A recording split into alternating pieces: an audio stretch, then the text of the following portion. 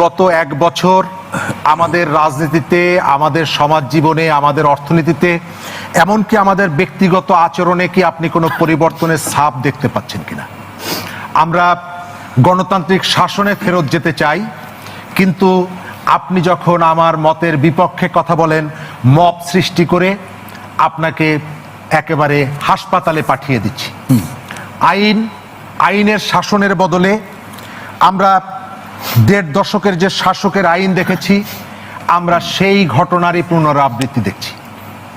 আমার পছন্দ না হলে দিনের বেলা আমি গিয়ে মিডিয়া দখল করছি, আমার পছন্দ না হলে আমি প্রশাসনকে ধমকাচ্ছি, এবং আমরা এখানে এসে বলছি যে প্রশাসনকে নিরপেক্ষ ভূমিকা পালন করতে হবে। নিরপেক্ষ ভূমিকা মানে হচ্ছে আমি যেভাবে চাইব, আমার কর্মীদেরকে যে ধরনের সুবিধা দেওয়া যায় আমি সেই ধরনের ভূমিকা চাই। ওরা আমাদের কালচারের কোনো পরিবর্তন আনিনি, আমরা আমাদের আচরণের কোনো পরিবর্তন আনিনি।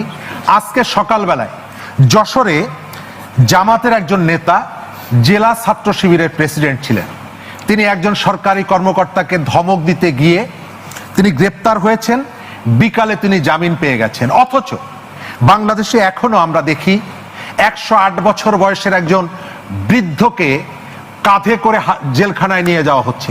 তার অর্থ হচ্ছে যে আপনি যে কালচারের যে পরিবর্তন সেটা আপনি আনেননি, এবং আপনার যে অ্যাটিটিউডের পরিবর্তন, ক্ষমতার দম্ভ, এখানে রিফ্লেকশনটা হচ্ছে। এবারের নির্বাচনে আমি আর একটা জায়গায় দেখতে পাই, আমি বলতে চাই যেটি নির্বাচন আর প্রধান উপদেষ্টার সাথে বৈঠক কিন্তু এক বিষয় না।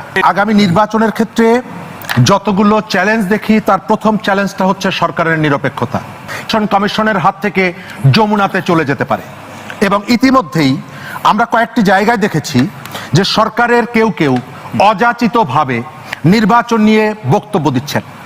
নির্বাচনে তরুণদের জন্য আলাদা বুথের ব্যবস্থা করা হবে, মিলিটারিকে আর সেনাবাহিনীকে ম্যাজিস্ট্রেসি পাওয়ার দেওয়া হবে, এই কথা বলার কোনো সাংবিধানিক অধিকার এবং ক্ষমতা প্রধান উপদেষ্টা প্রেস সেক্রেটারির নেই। নির্বাচনের ব্যবস্থাপনা নির্বাচন কমিশনের হাতে না গিয়ে এটি গণভবন থেকে প্রধান উপদেষ্টার কার্যালয়ে চলে যেতে পারে। এনসিপি কে যেভাবে সাপোর্টটা করছে, আপনার কিশোরগঞ্জের সেনাবাহিনী আপনি দেননি, কিন্তু ৯০০ পুলিশ দিয়েছেন, এবং আপনি বলছেন যে নিরাপত্তার কথা যে আপনি বলেছিলেন, নিরাপত্তার জন্য ৯০০ পুলিশ নিয়োগ দেওয়ার কথা করে প্রধান উপদেষ্টা প্রেস সেক্রেটারি জামাতকে যে সার্টিফিকেটটা দিলেন যে তারা সুশৃঙ্খল, তারা সৎ, এই ঘটনাগুলোর ভেতর থেকে আমি ধারণা করছি যে নিরপেক্ষ থাকার যে প্রত্যাশা সরকারের, এই জায়গাটা সরকার ধরে রাখতে পারবে না।